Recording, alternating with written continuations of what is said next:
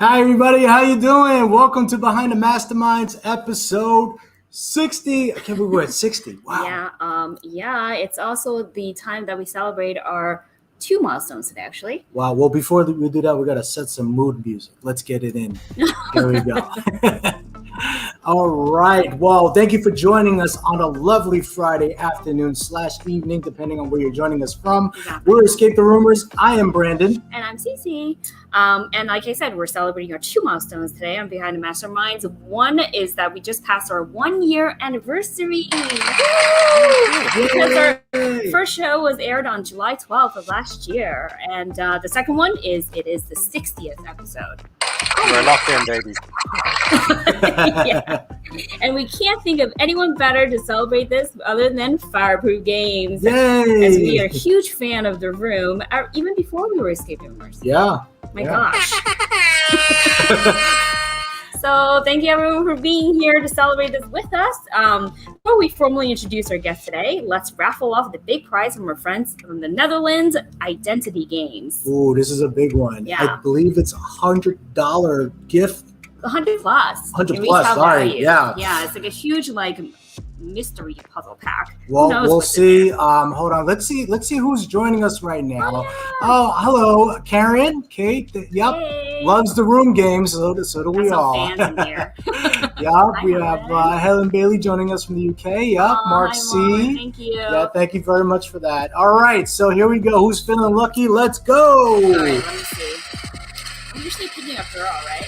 Ooh, I got a guy this time. Who is it? Matthew, congratulations, Matthew Louis.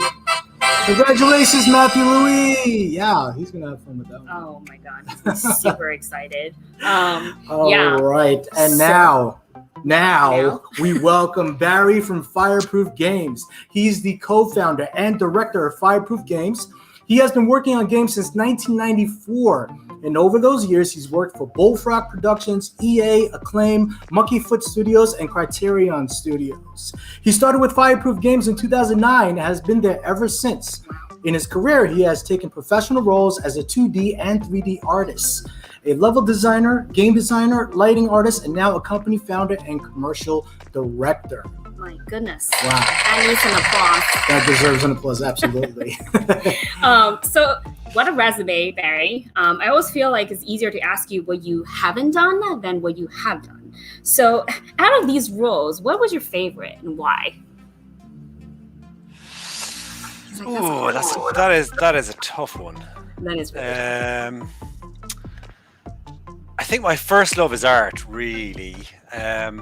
When I started making video games, I mean, my intention when I was a kid really was to become a comic artist. That's all I ever wanted to do from like the age of 12, 13.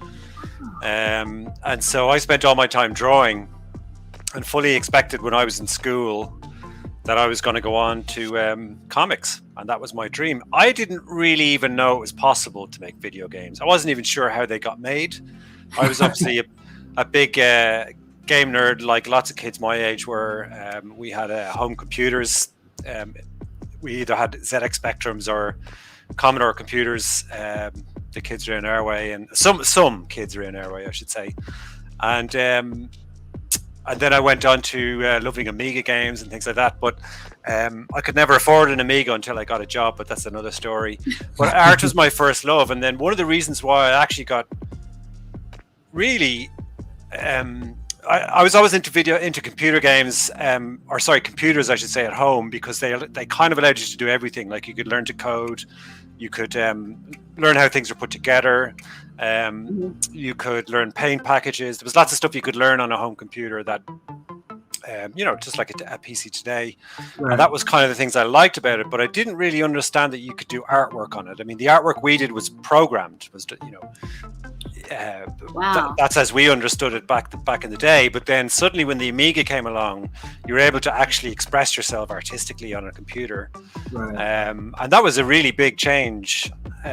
Basically, I was able to translate ink drawings and pencil drawings onto computer, which I was never able to do with a Commodore or a Spectrum or whatever. And so the Amiga was a real wake-up call, but it was a very expensive computer at the time, and my cousins had one, but I didn't really know anyone myself who had one. So you just went over and borrowed it when you needed it. Well, I tell you what I did do is every time I was anywhere near it, I hogged the shit out of it, and I was so amazed with Deluxe, this package called Deluxe Paint, which allowed you to draw pixel art basically. Wow. And so that every time I was anywhere near it, I just wanted to do that hours on end. But anyway, but I still put it.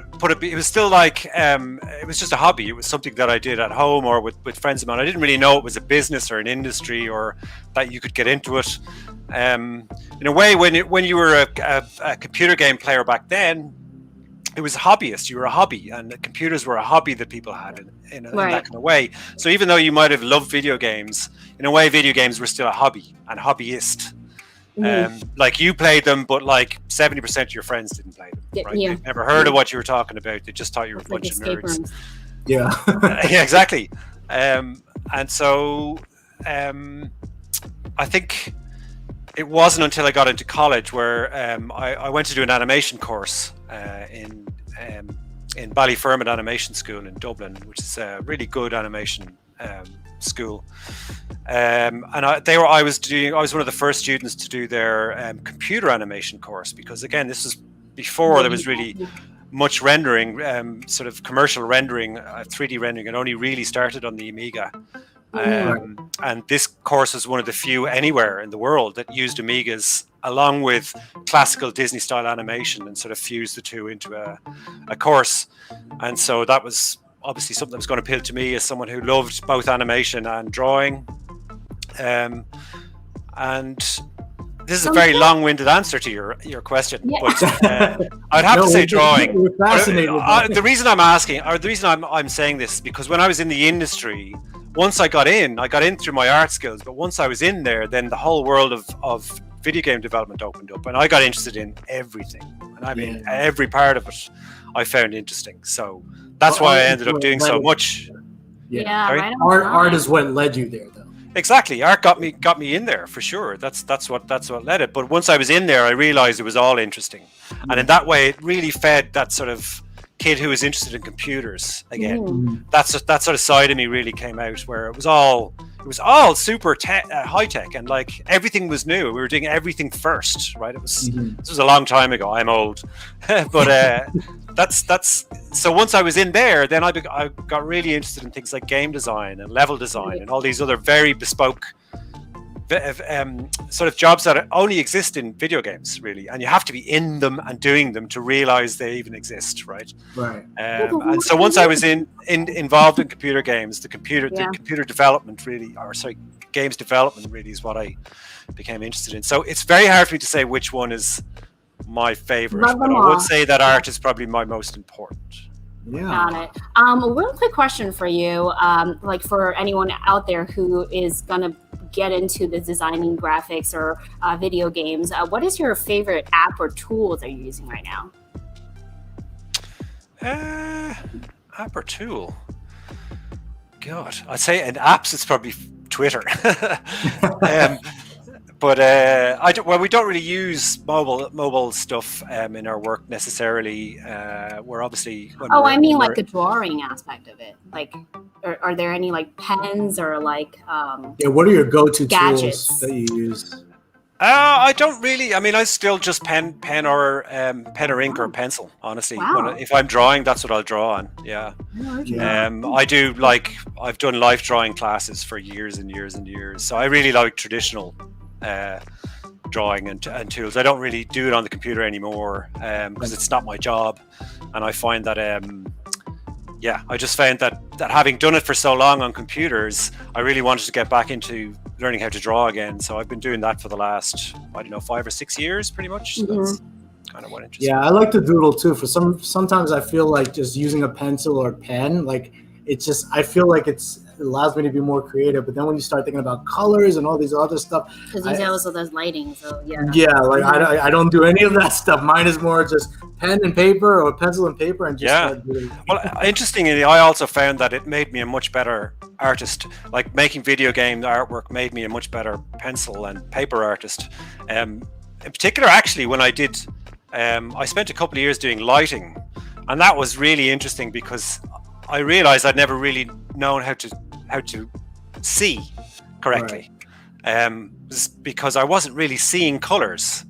And colors are really unusual in that unless you pay attention to them, you're not going to really see or know what's in them.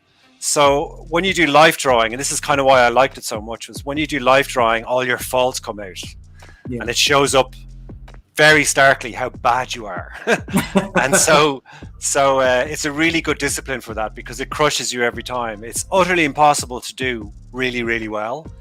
So it's a great sort of driver, because you're always somewhat disappointed, but if you get something looking halfway good, you feel really quite proud of yourself, because it's very difficult to do it justice.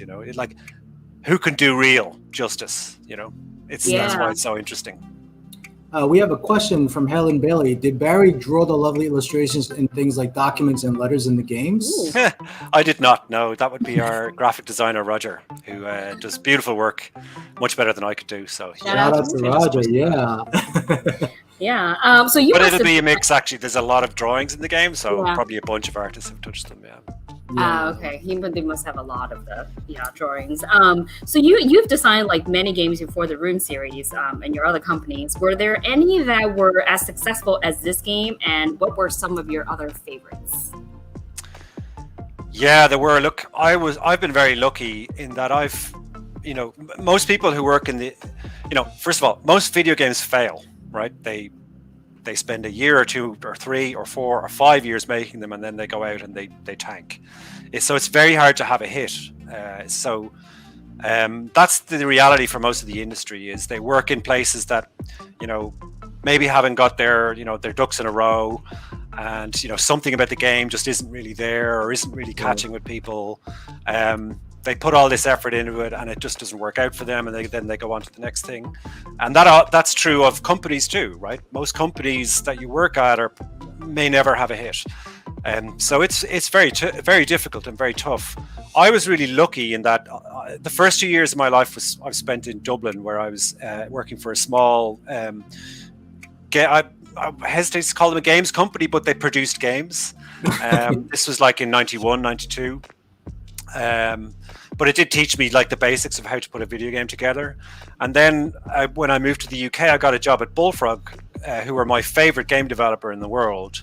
So I went right to the top, from like, I had this experience of what video games is like to this. Right. And Bullfrog were making massive hits and were hugely respected. And so it was a real wake-up call in terms of seriousness and how you can approach putting a video game together, and the success level you can have from making video games. Really opened my eyes, and I've never forgotten that. And Bullfrog to me remains the main lesson I've had in my life and in my career about how to be good at what it means to be good. I don't want to say how, because obviously we all fail and we're not there yet, and we don't know everything about how to put a great game together, but it did open my eyes to what's possible. And I always refer back to it as a sort of an idealized case of how to make great games and how to make them well, and how to have a team that's happy, and all these other things that we aspire to. So I was very lucky to work there, and that became a model then for me in other places I worked. Now, since then, I've obviously worked in places that were great and some places that were terrible. Some places had success, others did not.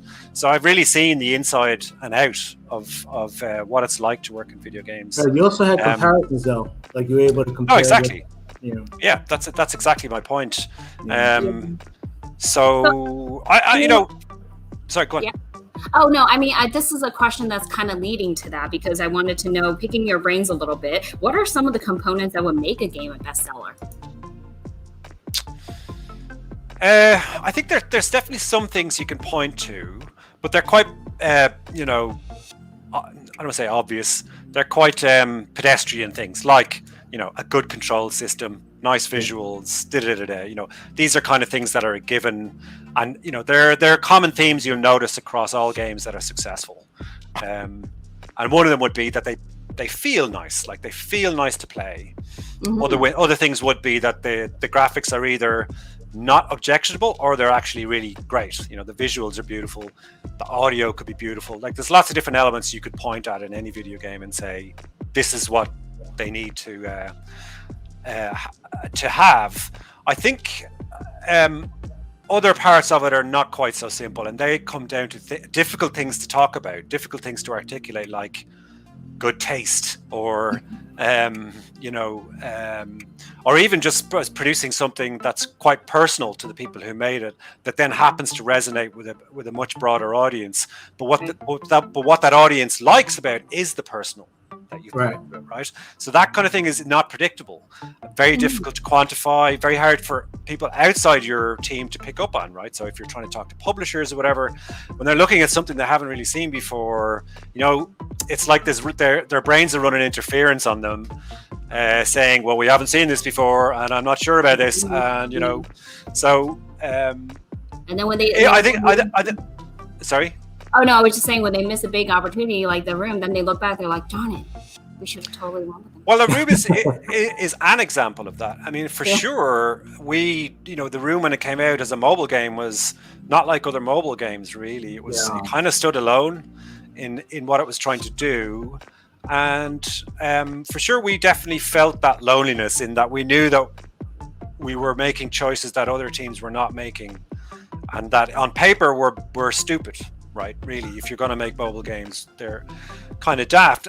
It's just that we knew that we were doing them for good reasons, and that it was actually helping the game we were trying to make. So we weren't making arbitrary decisions about, well, I just don't like that. So, it wasn't that kind of decision-making process. All of our decisions, although they are all grounded in our creative, what we're trying to do creatively, they are also quite pragmatic and practical decisions.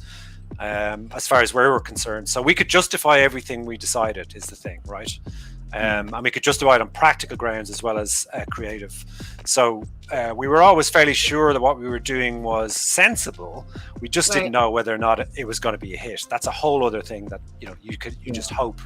You just hope. What I love about the game is it's so intimate. It's so personal and immersive. Like, it's just you. Mm-hmm. Well, I'm going back to the original ones, the Room and Pocket, where it's just right there, and then it's you in the box. and then a big thing to me is also that it's addicting. It's like, what's next? But it's the tone too. We keep going? Oh no, there's no more. Yeah, the lighting, the sound effects, the audio, all of it is just so. We're gonna talk a little more about that later. Yeah, that's good. I love hearing you say that, because we work hard to make all of that. To make all of that hit for the player, right? For the players to really feel that. And we one of the things we tried to do, I mean, there was a few key things we tried to do that we thought were not unique, but that held the game up well. And one of them was, we wanted to make a game that enveloped the player, that drew them in, so that they were taken away somewhere else. Yeah. And that, at the time, was just not something that you're supposed to think about on mobile games. They were supposed to be light and fluffy, and you can play them for 2 seconds and then put them away, and still pick them up and then play them for 5 seconds and then put them away. And that what people are. We're kind of encouraged to think of these things as like, oh, you're just designing for the machine. But what that also does is, you're designing for how people use it, which is smart. Don't get me wrong, that's a smart thing to do. But what you're also doing is precluding then certain designs from ever happening at all. That might actually work if you just disregarded one or two of these so-called rules that everybody has. Whereas when we're looking at a blank slate, which is what mobile was to us when it started, it was really it was kind of unwritten. We felt, even though it was already successful in 2011, 2012, we felt it was kind of a blank slate, and we could kind of do anything on it. And that it was worth taking a risk on creatively, like doing something that was out of the loop with what people were doing on mobile games at the time. And that was much more influenced by what was happening in PC and console games. Right. I'm curious, for the audience, if you've played any of the Room games, which one was your favorite? Because I know there's a lot of difference of opinions. Yeah. Some were more difficult, some were a little bit easier. Which one was your favorite? I'm curious. Just type it in, because it definitely gradually became harder. It definitely became harder as we kept going. I was like, it was really fun.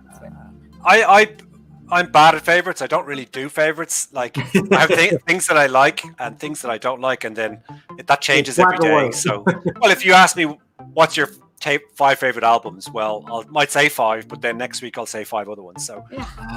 I more divide the world into what's cool and what do I like versus everything else. You know. Right. So, but I would say the ones that I think the Room won just because it established everything. Because the Rooms 2, 3, 4, and Room VR all came out of the Room 1. So the Room 1 established all of the groundwork, more or less all of the groundwork of the series. And whereas 2, 3, and 4, all of the other games were drawing on lore that already existed, right? They were drawing on a model, not only the lore of the game, but also the model of the graphics engine, the game design, the puzzle types, the puzzle designs, the hint system, the audio, the visual, everything had been established in the first one and it worked. And then all of the other stuff is really an extrapolation of that. But the first one, none of those things were guaranteed to be successful at all. None of those things were guaranteed to work at all. So the first one really did the grunt work for everything that followed after that. It was the most difficult one to materialize. It was the most risky thing to make by far that we've ever made. We bet all of the money we had in the bank on it to hire this programmer to help us to make the game, because we were only 6 artists at the time. And so it really, I think it can only ever be my favorite one. I think in terms of the most accomplished, maybe I would argue 4 or the Room VR probably are the most accomplished ones. Well, we have yet to find which is out. as it should be, right? Because we're literally trying to beat the last game every time we make one. Exactly. Absolutely. So we're talking about like the VR. I'm going to go right into it. Some of the 3D components in the game feels so real already, and the details in the box, the gears, the screws, really felt like they were right in front of us. What are some changes you had to implement from a graphic standpoint when you designed the Room VR? Oh, there was a lot. It was a big change. It was definitely not like making the Room 5. That's for damn sure. VR itself is a platform, right? It's not a device that hooks into other platforms, even though that's sometimes what it does.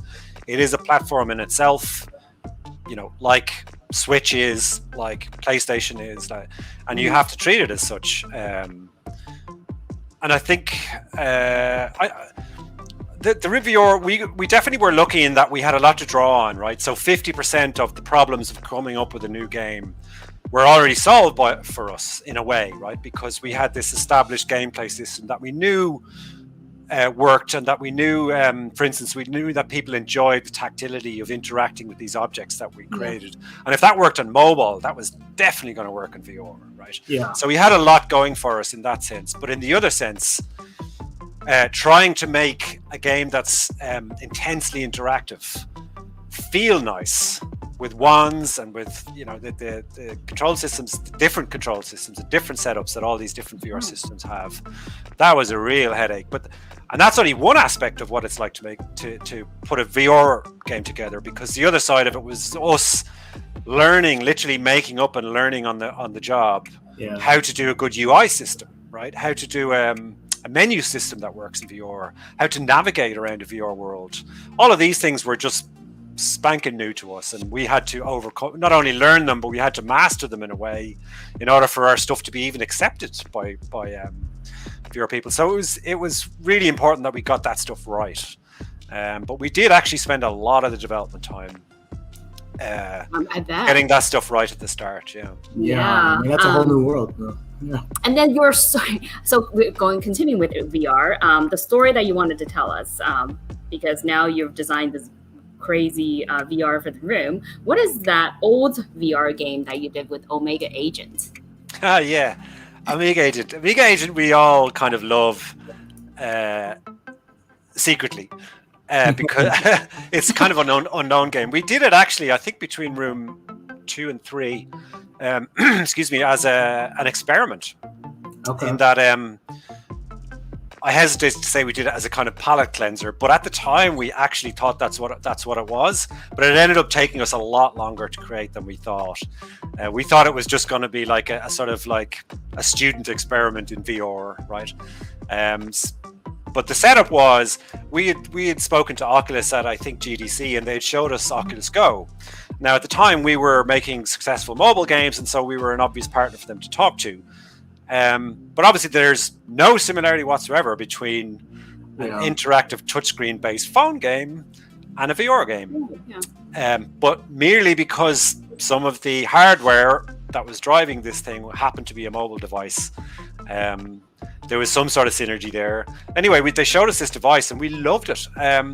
Obviously, as game nerds, we were hugely into VR anyway, and we found it really furiously interesting. But we didn't think of it as a games market at all, right? It wasn't really anything, again, that was on our radar as something we should investigate for video games necessarily.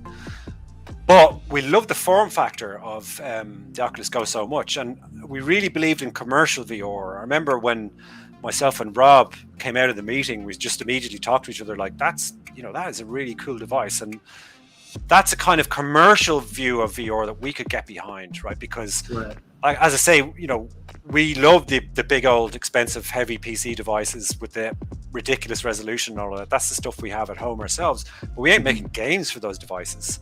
Right. But that the Oculus Go was something we came out of the meeting and we were like, wow, this is properly commercial. This is the form factor we believe VR needs to be in like 10 years.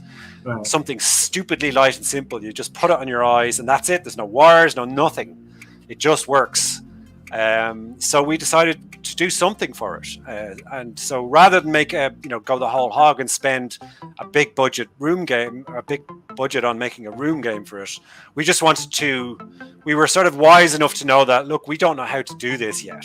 We need to learn. So we need to make something that will teach us how VR works and how do you even make a VR game, but B, might then be something that's kind of interesting for a player. So Amiga Agent was, I literally remember the idea behind, this is how trivial we are. We were sitting around at lunchtime, I think, and someone, we were saying to ourselves, what would actually be a cool dream? Like if you had to dream a VR space, like your ideal VR space, what would it be? And someone said, flying around a city in a jetpack. And so that was it. And we were like, okay, let's make a demo of flying around a city in a jetpack. And that's how the game started. Was there a guy in a jetpack? And he was flying around the city too. I'm pretty. It was like a jetpack game. I think I know what you're talking. I used to play this game as she used to watch. That's funny when you mentioned it. I was like, yes. It's similar to that. Kind of jetpack flying. Not VR though. No.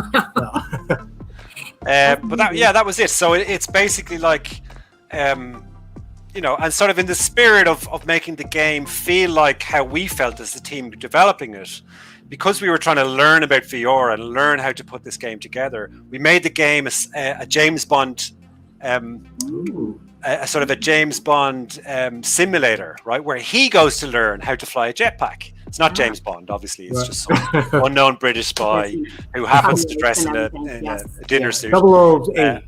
Yeah, exactly. But so that was the setup of the game. Is he's on this training island where he's learning how to use all this equipment, and so you as the player are learning how to play a VR game, but he's learning how to fly a jetpack so that he can save presidents or whatever it is he does. And that was it really, and it was really fun. It's all done in a very light-hearted kind of comic book, cartoonish style actually. Oh, okay. So this was 6 years. And it actually feels fun to play. Yeah. 6 years ago, this was? You said between 1 and 2. About 6 years ago. Wow. And he's like, they already had a vision of making a VR game 6 years ago. Yeah. But it is available on Steam, on Oculus, if your viewers are so inclined. Well, we're waiting for Oculus. Yeah, definitely so try that one out too. I like to fly around the city. But for anyone who's for anyone who's interested in giving their VR game a try, or has friends or family who has one that you can borrow, or a cousin that has a really cool gadget. Yeah. Somebody try to win this game code that's going to give you access to the Room VR for free, and you can choose either Steam, Oculus, or a PSVR. Those are the three, right, that you offer right now. 3 platforms. Yeah. 3 platforms, yes. And prepare to be amazed. And type in, I need a reality check. I need a reality check to be entered into the raffle. Yeah. Wait a second. Wait, hold on. I think it's happening again. It's always happened. Something's in the middle. Yeah, something's coming in. I'm trying to figure out how can I. Something sounds cryptic. It's actually addressed to you, Barry, or Fireproof Games. Let me get this over to you. Let's see if we can work on this From together. our...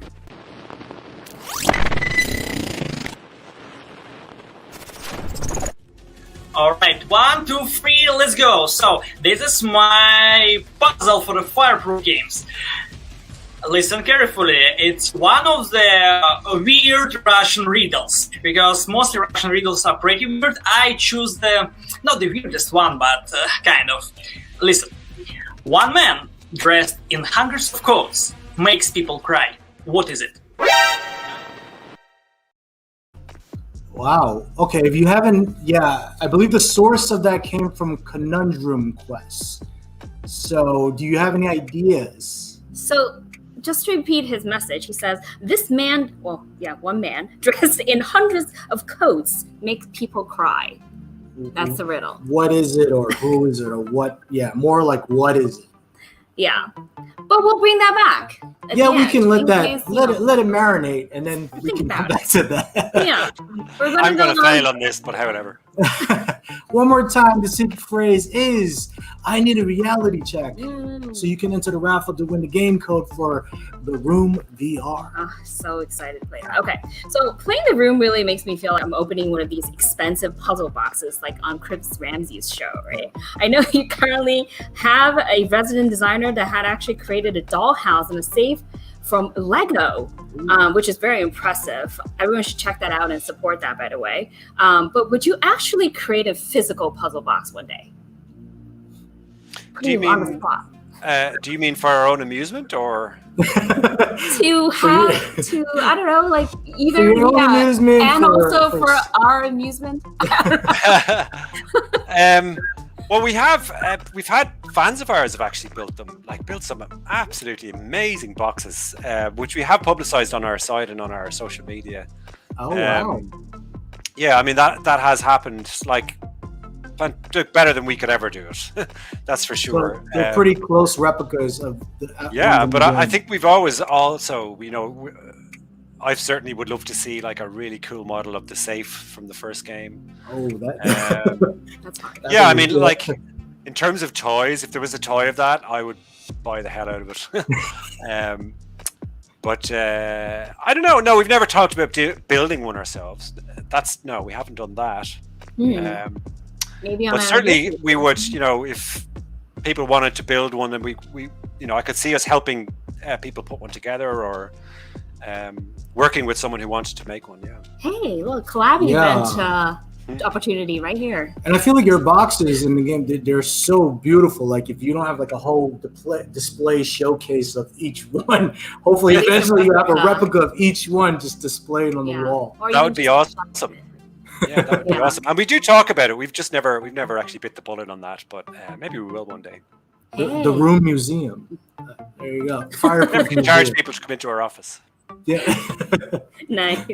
And we really, of course, enjoy all the puzzles in the game as well. At first, you wonder, like, how much can you actually do with a box, right? That you're, like, going to be fully entertained for an entire hour just revolving around this one thing. But let me tell you, you can. Because this game tests your memory, ways to think outside of the box, spatial recognition, and there are, like, surprises after surprises. Like, you just keep peeling them open one layer at a time. So when you design the puzzles, do you draw out the box illustrations first, and then you implement the keys and locks to open the areas that you want to put puzzles in, or vice versa?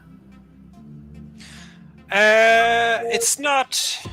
Well, for one thing, the way the puzzles are put together is they're built out of really simple shapes first. So they don't really become intricate devices until really quite late in development.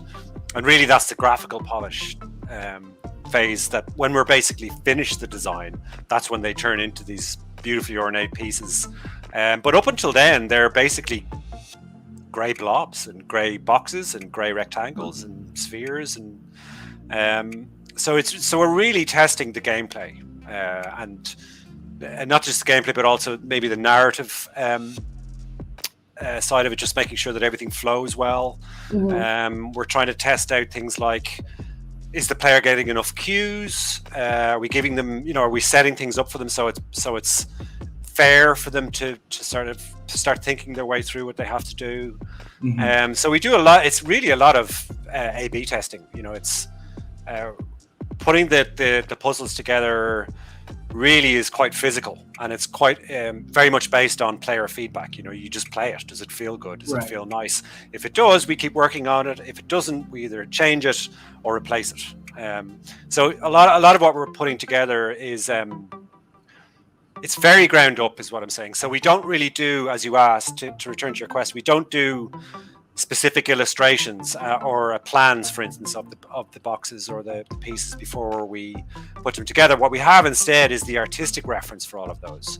So while we're working with indistinguishable grey shapes, we also have lots of R&D in the background of researching visual cues and visual designs that we can use for textures and what the room might look like, and we're getting a lot of that from the real world and from other artists that we think are cool.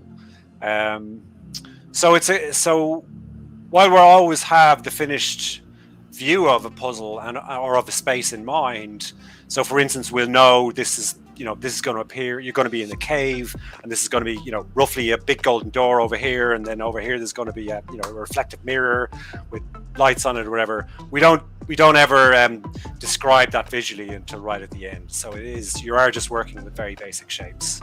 And once all the gameplay works and the flow is there, then these things become real, and then we say, okay, now it's a mirror, and now that's a golden door, and now it's that's kind of how we do it. So it's a bit of a mix in a way, but it is very ground up. Yeah.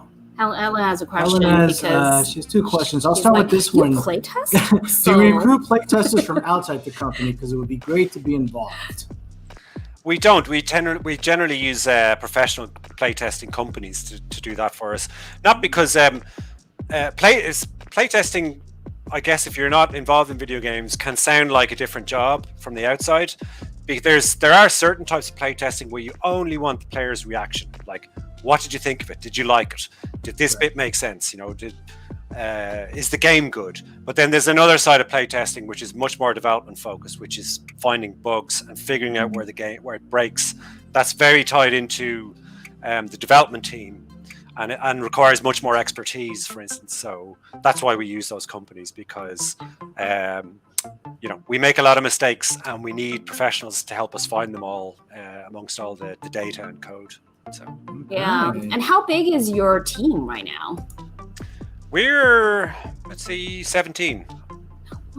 Oh wow! Yeah. I expected it to be bigger Even from bigger. the amount The amount of work. the amount of work you guys put into your game. I thought we have about 40 people or 50 people.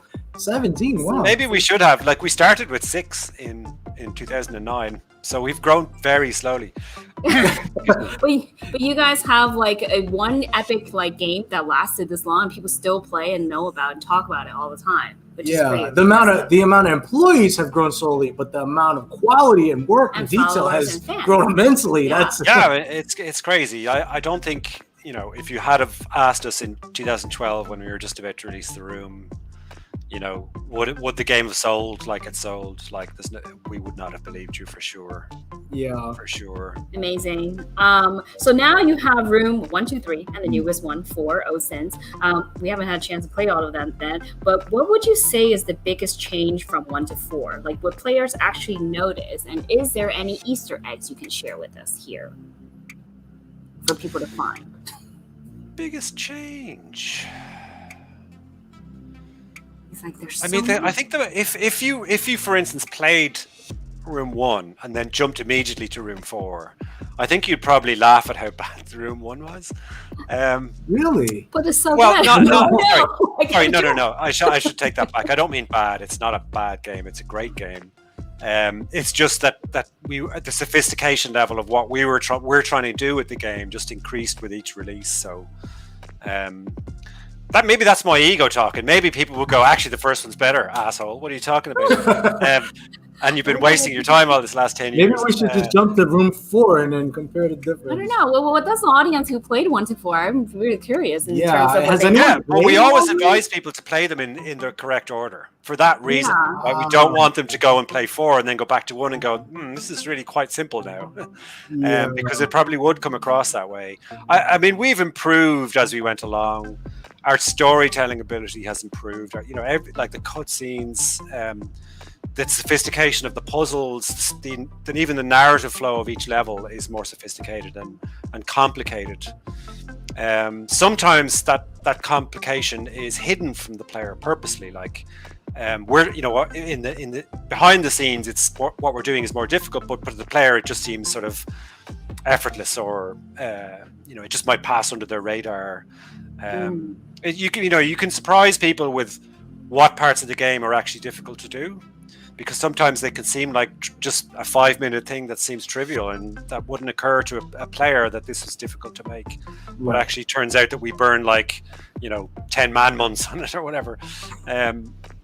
So it's hard to say actually, because every player reacts differently to each game. So every player, I think, would have their own version of what has changed from between 1 to 4. And for instance, it's perfectly legitimate to play 1 and 4 and then come back and go, well, 1 is a better game, because in some ways it probably is.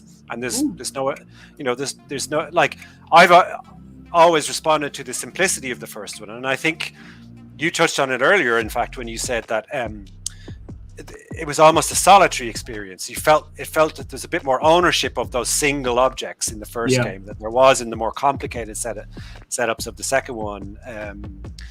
And in a way, we planned it that way. Like, we wanted the games to become a bit more elaborate, just so we could make the world a little bit more elaborate and the experience for players a little bit more detailed. It's and the fact that we just want them to be better each time. We want to take what we've learned, add in what the new stuff that we think could be interesting and make it better, and then try and execute that well. That's really all we're trying to do with each game. Talking about the Easter eggs, just in case, is there anything that they have to replay for the people who play the game? That they missed. Yeah, any hidden stuff that you guys. You don't have to say what the Easter egg is, just if there are. Oh no. You will certainly find references going, like even in Room VR, you will find references going back to the very first mobile game in them. So there is a through line. So even though, for instance, the narrative of rooms 1 to 3 are kind of self-contained, so 1 to 3 is there's a sort of a through narrative there from each game, which ends in room 3. So it's a kind of I don't want to say a trilogy, but it's a trilogy. And then 4 then just starts afresh. It's its own thing, and then Room VR again sits separately from all the other games too. However, they are all drawing from the same lore, and you will see characters, but more than that, you will see symbology. You will see hints and certain things that are certain words that are used in all of this, and there is hints and references to the older games in all of the future. I'm very curious now. Yeah, Karen Kate says she likes 3's multiple paths, but the narrative of 4 was really compelling. Yeah, we had someone else before that says something too. Can you scroll up real quick? Yeah. She said, Abigail says, adore the room game, but Old Sins with the Dollhouse was very special to play, and VR was literally jaw-dropping. And then Helen was asking a question we're going to answer later, because she asked exactly the same question that I was going to ask later. So. Okay, so we'll hold off on that one. Yeah. Well, actually, mine is the last question already. Yeah, but we wanted to know, is there anything else that's being developed at Fireproof Games now or soon in the future that can be shared with the audience today? No, we've given up games. We're done. We're done. We absolutely are. Working on new stuff. Obviously, lockdown has played a big part in the whole world for the last year and a half, and so people's plans, I think, got dynamited everywhere, and their schedules went out the window 3 times over. So things have been kind of mad in that front. We did have a busy time. We had a lot of things to actually do in the first year of lockdown, a lot of sort of loose ends to tie up. We had the release of Old Sins on PC, and other things like this had and in fact the Room VR came out just before the lockdown happened. So so we were also watching, how that's performed, and I would think that it actually would be pretty better for a you lot of guys sales because people are home and they're locked in. And yeah, I mean, the game has done amazing. It's really surprised us how well it's done. It's been fantastic. Yeah, it's really been fantastic. So so what should they watch out for? Yeah, So what's coming? Any? well, I won't necessarily say you're going to see Half-Life 2 confirmed, but I would say that we are working on new stuff, and if you like room games, it's not going to be a million miles away from that. Oh, nice. However, you haven't seen it before from us, so it's definitely new for us. So cryptic with this. I know. I feel like we need to let's get them drunk. Let's play some. Drink before we ask it irresponsibly. But we are only really starting it now because we've had other things to do. So it'll be a long time coming, I'm afraid. Oh, okay. At least a couple of years to look anyway. forward to, which is nice. All right. Yeah. Well, all right. Well, seriously speaking, we are going to play our finger drink segment now. So this is going to be testing your knowledge on the first game, which is probably Pocket and Room 1. I don't know. We'll see. Yeah. So we're about to play our game, which is called Think or drink. Think or Drink. All right. So like I said, we're going to ask you 5 questions. Each of them is going to have a 10 seconds for you to answer. You can, if you know the answer, you can always just wave your hand. We can stop the timer. And if not, you can let the timer run out. Yeah, you have 10 seconds from after we ask you the question to answer. But before we do so, Barry, what do you have to drink in front of you, sir? This is a gin and tonic. Ooh, what kind of gin do you have there? Like what brand? Normally I drink there's a local brand which is actually the best gin in the world, which is made just down the road. So I pretty much drink that whenever I go for gin. Real local, like right down the block. Superman. But at the moment we happen to have a gin bottle that a gin I've never had before, so I can't even tell you the name of it. But it's very nice. But it's very nice. All right. That's well, good. I'm going to be drinking one of our favorites, actually one of Cece's favorites as well. And I'm sure most of you have had this before, Angry Orchard. This is it's green, so we have a green screen. You can't see it. It's a see-through bottle. Yeah. This is the green apple flavor. So for every question that Barry gets right, I will be drinking the Angry Orchard. And if you get it wrong, it's gin and tonic for you. All right. Are we ready? All right. So our first question. I need a drum roll. Our first question for you is: how many notes were there in total in that game? From the narrative. In the Room 1. Yes. Oh god. So long ago. I hope it's a Room 1. It could be. And the audience can help as well, if they feel like it. What, did he say anything? Oh, he's like, oh, I know. Somebody said, "Oh." Abigail said, "Oh." I'm not sure if that means she knows it or she. You can help Abigail as a lifeline. Anything? Or Guess any one? number if you want to guess. 12. You're drinking, sir. The number is 7. Oh. 7. All right, moving on to our. Do I next have one. to drink? Oh. Yeah, drink or sip. He's like, oh, but I'm really enjoying this. Do I really have to drink? What is that date? That's the most important date in human history mentioned in one of the notes. That's going to be hard. I don't know. Yeah. That's my hardest question. Any date, any month, and number. That's so hard to guess. If you get it right, I will take two bottle. drinks. I'll finish the bottle of you. See this? He's It's like, going in my cheers. mouth. Like, He's yeah. just going for it. All right. June 21st was the answer. June 21st. Yeah, I don't even remember. I don't know what if there's that any was about. significance with these dates. But, Yeah. I was wondering, it's like someone's birthday you're like implementing in there. I was expecting to say, "Oh, that was my birthday," or something. All right. Our next question is: I have faith. I think he's going to get this one. Okay. What do I Hindus wouldn't. call the null element? What do Hindus. Hindus call it? I don't even know if these are real or not. I didn't bother like searching or anything. Don't know. Are you a Marvel fan? No. Okay, it won't help you then. Oh, okay. The answer is ether. Ether. Yeah. Of course, now you say it, I'm like, it's ether. It's right away. It's ether. So there. Oh, okay. Go ahead. I Yeah. was like reading her. All right, this one. He's gonna get this one. I'm gonna get my drink closer to me in my hand. All right. So there's a place that the narrator can no longer visit in the house. Where is it? This is all in the storyline. I don't know how much you involved yourself in that. That's why. Anywhere in the house. It's a room. In the basement. The basement. Sometimes. Something that's in the Sometimes. basement usually. Yeah. It has to do with where you're drinking ish. Oh, now you're just giving it to. Not really. Nope. Drinking. All right. Wine The cellar. wine cellar. Wine cellar. Oh, no. I think the gin and tonic must be really good. He's just like, no. So No. does your team like have separate jobs where like one does the narratives and the other just does design, or do they all really contribute to the entire process? Oh, the letters and the notes are all written by a professional, really. Yeah, so we get someone to write all that stuff for us, but they're very much based on what the puzzles are doing. And other than that, they just have to read well. You know, we just want them to feel right for the game, feel right for the mood.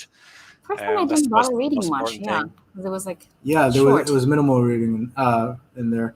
All right, Yeah. we have one more You question. guys obviously love the story though, because these are all from the letters. Mhm. It definitely felt like we were receiving something from our ancestor. Yeah. Well, this one is a more animated question, so here we go. So there was one point in the game where 5 tarot cards were flipped. What was the 4th card? Oh God, man! Why? that was the last one. Home. How do you get home? Oh my god, that's so hard. That's not even like a riddle going there. The answer is voyage. Voyage. I'm going to give Barry one more because I'm a little thirsty. I want to get him to get this one right. You guys should just cheers. No. He's going to get this one. Okay. All right. I'm really not, you know. What is the first box ever in the game? What type of box is it? Well, technically, there's 2. There's the safe. All right, that's what I was looking for. Yes. All right. Well, there's also a box on top of the safe. So there's the key box. That is true, though. Yeah. Aww. And then there's another I box. only needed one. See if And then there's another box inside that safe. Inside that's yeah.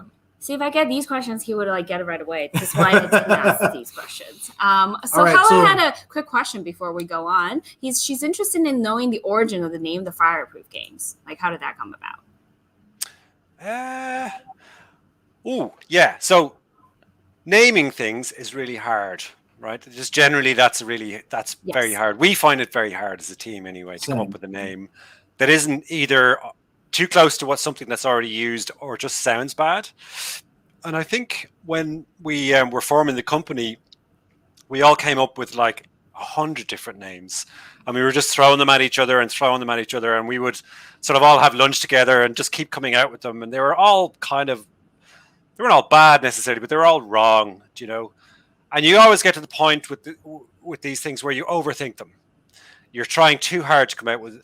So you end up, so your ideas end up becoming bad, even though, you've been trying for maybe hours to put something to come up with something.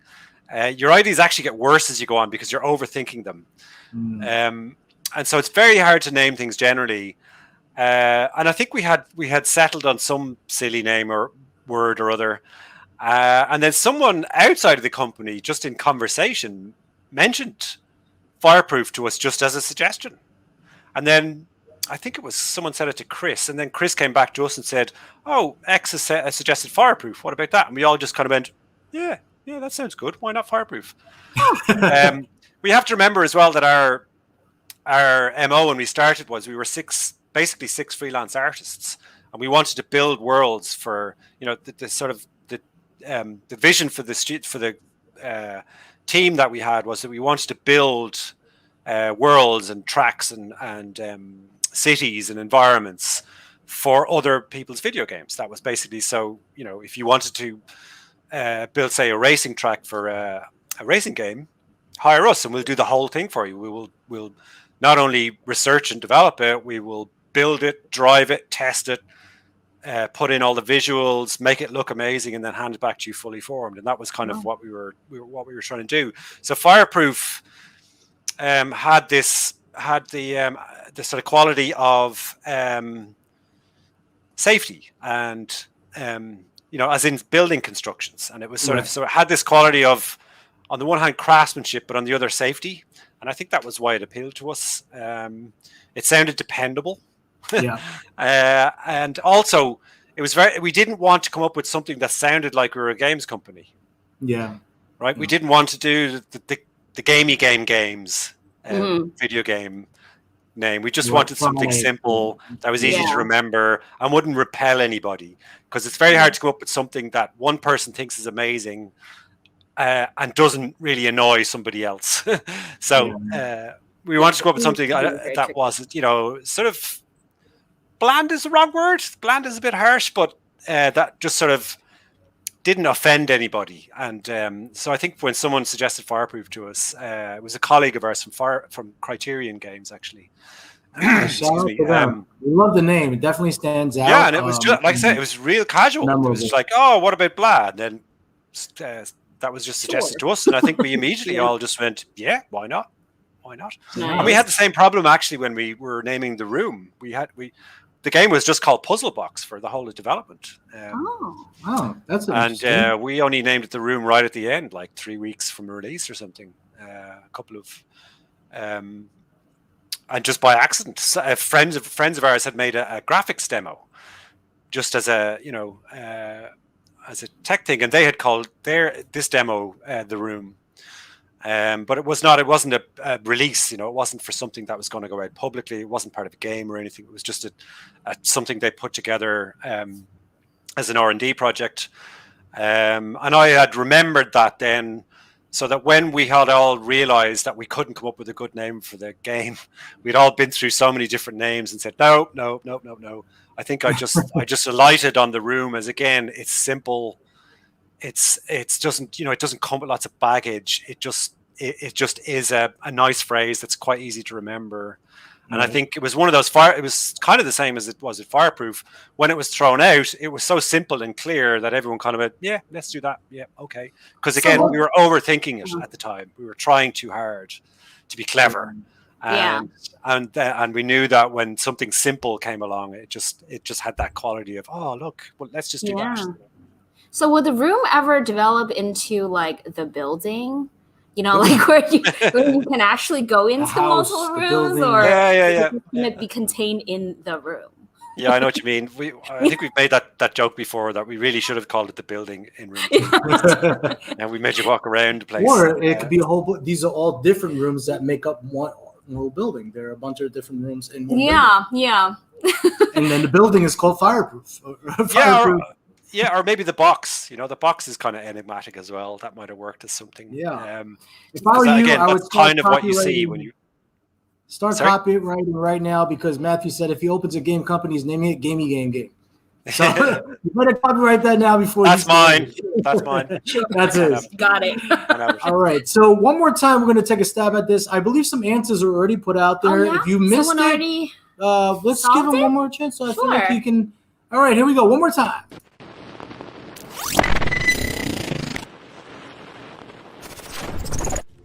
All right, 1, 2, 3, let's go. So this is my puzzle for the Fireproof Games. Listen carefully. It's one of the weird Russian riddles, because most Russian riddles are pretty weird. I choose not the weirdest one, but kind of. Listen. One man dressed in hundreds of coats makes people cry. What is it? All right, and one more time, that cryptic forward was from Conundrum Quest. Yes. Any ideas? You do have lifelines that I believe I saw some right answers being put into the comment. He said one man. I mean, it makes me think of an onion, but he said it's one man. You're right. You're Really? right. Oh sir. no, The that's answer's I also onion. inquired about that after. I was That like, was the I need to be a woman too. misconception. Well, it's not a person though. It's, Yeah, Oh, okay. you're just saying there All right. is really no. Great Yeah, job. I would have thought that, but I thought I was wrong because he said one man. So I'm like, obviously it's a person then. But No, you got it. So I believe you're our first guest that actually answered the cryptic forward on their own. Congratulations. really?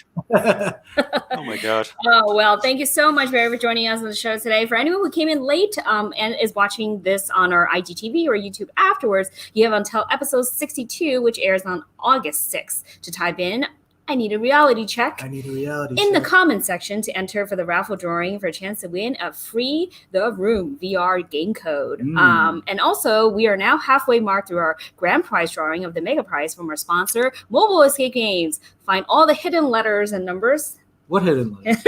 in episode 50 to 69 and send us the answer by episode 70 to win either a season 1 of a 12 episode bundle or the gift card of the equal value. And next week at 4 p.m. Eastern time, we will be joined by Enigmailed. Enigmailed? I cannot Enigmailed? pronounce this. Enigmailed? Enigmailed. And this creator has made puzzles on chocolate bars. Oh, My goodness. you have my attention. I'm ready to go. Let's play. Yeah. And I think I might I want their giveaway prize. Yeah. So I think I might eat them before solving the puzzles, maybe. Yeah. I don't know. I don't Hopefully know. we'll We be might not able to- even we might have to do play it a couple of times Yeah, for sure. for research. Or, yeah. You never know. Yeah. All So right. Barry, before we end the show today, do you want to leave something cryptic for our next guest? Oh yeah, I had thought of a. Well, you did mention a riddle. Yes. So I thought I would do something. We're gonna give I'll you the give stage you the now, whole though. entire screen. You Ready? can address it to Enigmailed and then deliver it your it to way, him. sir. Here we go. Go ahead. Hello, Enigmailed. I'm going to give you a riddle today. That's from the first game in the Room series. So topical, but it's not too hard. So I don't think you'll hate me for giving this to you. If you feed me, I will live. If you make me drink, I will die. What am I? Ooh, all right. Nobody say anything. Like I know Just we have puzzles FYI, in I there. got that without a hint. It's easy. Yeah. Well, Barry, Oh, thank you so much one more time for taking time out of your busy No worries, schedule guys. to speak with us. Yeah, Thanks this so was much so for the much invite. fun, and thank you for all the audience that joined us. I hope you guys learned a lot about Fireproof Games and keep supporting them on the room. Episode 60, we're there already. Wow, next week, episode 61. Keep Yeah, going. congrats, All by right. the way. You didn't tell me it was your anniversary. That's very cool. Thank you. Thank You you. said you're lockdown babies as well. I didn't realize you'd only started a year ago. Yeah. Yeah, We are lockdown absolutely. babies. Born and out of lockdown. Yes. Thank you so much, guys. Have a good weekend. Have a safe weekend. Bye, Well- everybody. Bye.